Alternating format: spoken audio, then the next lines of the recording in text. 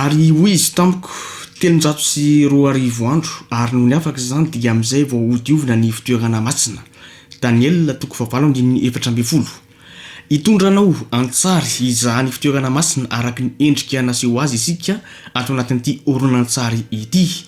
Inona ireo fanakahitao, ny antony ary ireo fombafomba natao tamin'izany fotoana izany. Naseho ireo olona tonga tety amin'ny biraofoben'ny Federasiona Madagasikara afovoany ny talata 20 oktobra sy ny 20 oktobra teo ny mikasika izany rehetra izany. Antsika rehetra zany miditra amin'ny vavahady, tokana amin'ny vavahadin'ilay kianja tokana dia miditra dia mahita an'ity fitaovana voalohany ity isika.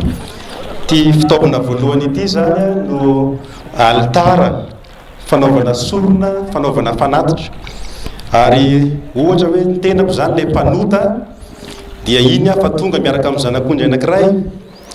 dia tonga eto aho zany zao fa nanota dia eo anatrehany mpisorona no ametrahako ny tanako eo ambony lohan'ilay ondry dia mametraka ny tanako eo aho miaiky ny fahotako dia tanisako eo daholo ny fahotana vitako a dia rehefa vita zay fitanisako ny fahotako zay eo mason'ilay mpisorona dia manome ansy ahy ny mpisorona dia za le mpanota avy niaiky ny fahotana no manindrona ny tendan'ilay zanak'ondry mandatsaka ny rany a dia ny mpisorona kosa mananty azy amin'ny baolina anankiray dia azo ao zany a ny ampahany rano le zanak'ondry rehefa aveo a dia akarina eto ambony zanak'ondry a dia dorana dia vita zay ny anjarako amin'ny mampanota ary ampinoana no inoko amin'izay fotoana zay a fa le fahotana nataoko zay nekeko rehetra iny a dia nifindra tato amin'ity ondry ity a ary rehefa novonoana dia nakany amin'ny raha dia nyle vonona teto ambonin'ny altara dia voavela heloka zany zay dia afaka mandeha ny za amin'izay fotoana zay rehefa vita izay fiekena ny fahotana sy fanaovana fanatitra izay dia ny toyany a raisin'ilay mpisorona zay le baolina misy ny raha iny a dia mikisaka isika zany zao dia ity moa zany zao ny tavy fisasana. Ny antony ilana an'ity tavy ity a misy rano izy io ary eto zany a no mpisorona alohan'ny idirany makasy a tsy maintsy misy ny fifanadiovana zay ataony eto dia misy ny fisasana tanana zay ataony a mialohan'ny idirany azy nendreto efa nahavitan'izay avokoa ilay mpisorona dia ity zany zao ilay baolina nisan'ilay rano zanak'ondry a zay ara-tandindona nisy ny fahotako izay ny pita ka tonga ao anatin'ilay raha ato zany zao dia mandeha any isika miroso makato anatiny a dia mareny koa mbola varavarana tokana koa ny varavaran'ny fitoerana masina. Ny fitoerana masina moa dia mizara anankiroa izy io. Ny tapany voalohany makatia no antsoina hoe efitra masina ary ny tapany faharoa aria anatiny aria ny efitra masina indrindra. Zay zany a ny fizarana tao anatiny ity dia miditra amin'ity varavarana voalohany ity a raha ny marina tsy varavarana fa lamba izy ity a dia rehefa tonga ato isika misy fitaovana anankitelo hita ato. Ny ato amin'ny ankavanana misy ny latabatra antsoina hoe latabatry ny mofo aseho zay tana mofo 250 a ny mofo 250 dia tandindona maneho ireo foko 250 ny zanak'Israely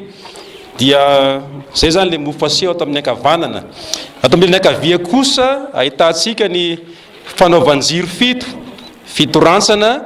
izay mirehatra izy io ary marihana fa io fanaovan-jiro fitoransana io no fanazavana ny efitra ary tsy maty io, tsy vonoina io fa mirehatra mandrakariva zany a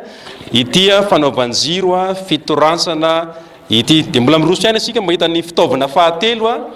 ity fitaovana fahatelo manoloana antsika ity a no altara fandroana didikazo manitra. Eto zany a misy didikazo manitra dorana eo ambonin'izy ity. Ny anton'izay moa dia zao rehefa ato ny mpisorona manonona tonom-bavaka dia misy didikazo manitra iny misy embona manitra miakatra dia ampinoana no inon'ilay mpisorona fa ny tonom-bavaka zay tononony eto zany a dia miaraka amin'iny emboka manitra makany an-danitra zany a dia marea ny raintsika ao ambony. Ento zany zao le raha dia tonga eto ilay mpisorona miaraka amin'le raha ao anatin'ity baolina kely ity a dia eto izy no manonona tonom-bavaka sady mamafy impito maka amin'ny tanana izy zany tanana sala amin'izao dia afafy ny impito amin'ity efitra lamba ity le raha isa roa, telo, efatra, dimy, enina, fito. Dia rehefa voafafy eo zany iny a dia arina ny ambon'ity raha ity, tsy arina eto fa arina ao ambanin'ny alitara ao ivilany ao a ny ambon'izay raha zay tsy lany teto zany dia afafiny eto. Ara-tandinona zany dia zao, atsanareo tsara rehefa nazavako toria am-piandohana, rehefa nanota zany dia nahatsapa fa nanota tonga tato amin'ity fitoerana ity miaraka amin'ny zanak'ondry anankiray a dia manoloana mpisorona ny aiky ny fahotako ao a dia le otako rehefa ny ekeko dia nakao amin'ilay zanak'ondry, ary rehefa novonoiny ilay zanak'ondry a dia nakao amin'ny raha, dia avy eo rehefa nafafy ny mpisorona teto amin'ity efitra lamba ity le raha, dikan'izay zany a le fahotako mbola tsy tena afaka tanteraka fa mbola tavela eto amin'ity efitra lamba ity. Izay no mahatonga ny hoe ara-tandidona izany dia mbola maloto ity fitoerana ity, mampaloto azy. Marina fa le raha tokoa rehefa mifafy eo ka mitambantambatra raha ny olona be dehibe amanetsiny a dia ho maimby io lamba io, satria raha be dehibe no mifafy eo isanandro misy raha mifafy eo maimby io. Raha ny marina aranofo zany misy fahamembona eo, fa ny tena mampaloto azy tiany kio tsy dia zay loatra ihany fa le fahotany zanak'Israely rehetra tonga ato a zay tandrina aseho nyty efitra lamba ity voafafy raha ity a dia zay mampaloto azy, maloto ara-panahy zany ity toerana ity noho ireo fahotana be dehibe a zay eto isan'andro ao anatin'ny herintaona atao zay fomba izay. Fa amin'ny fotoana anankiray amin'ny andro fahafolo amin'ny volana fahafito amin'ny taona ra-pivavahana zanak'Israely a dia misy fanompo-pivavahana ray antsoina hoe andro fanavotana, dia amin'ny fotoana io no ilazana hoe andeha ho diovina ty fitoerana masina ity. Ka le fanadiovana atao amin'izay fotoana izay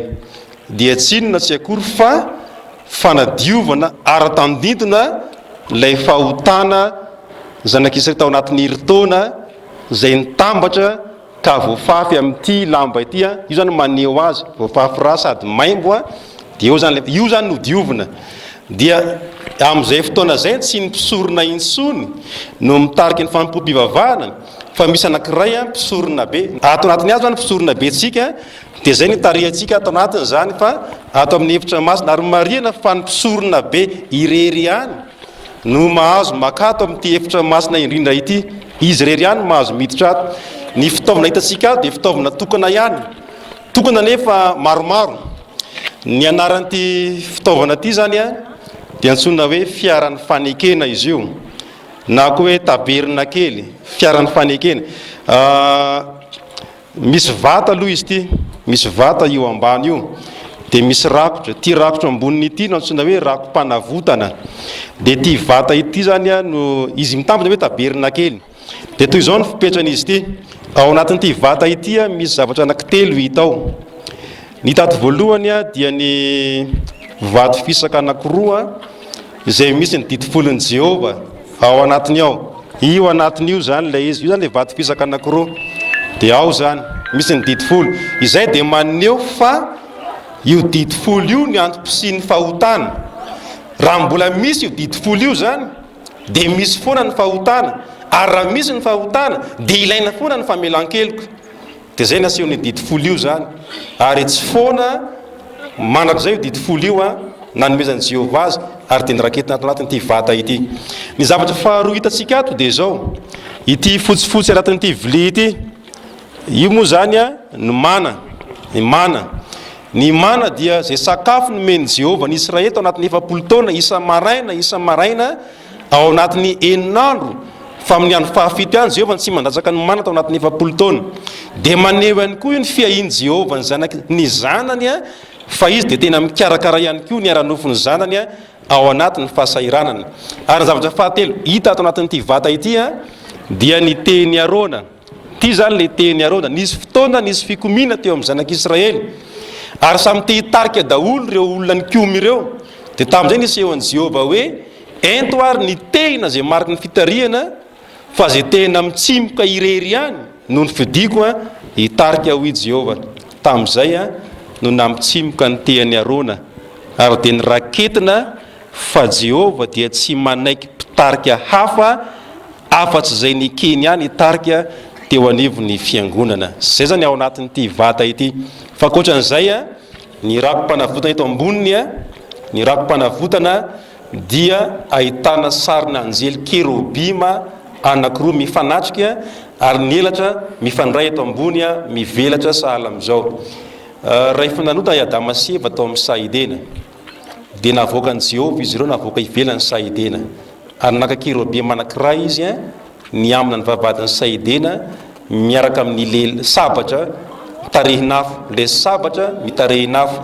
tazomilay anjely tsy navela iverina amin'ny sahidena miaraka amin'ny fahotana Adama sy Eva fa nyroana no ny fahotana ka raha tsy efa vovany olo ny fahotana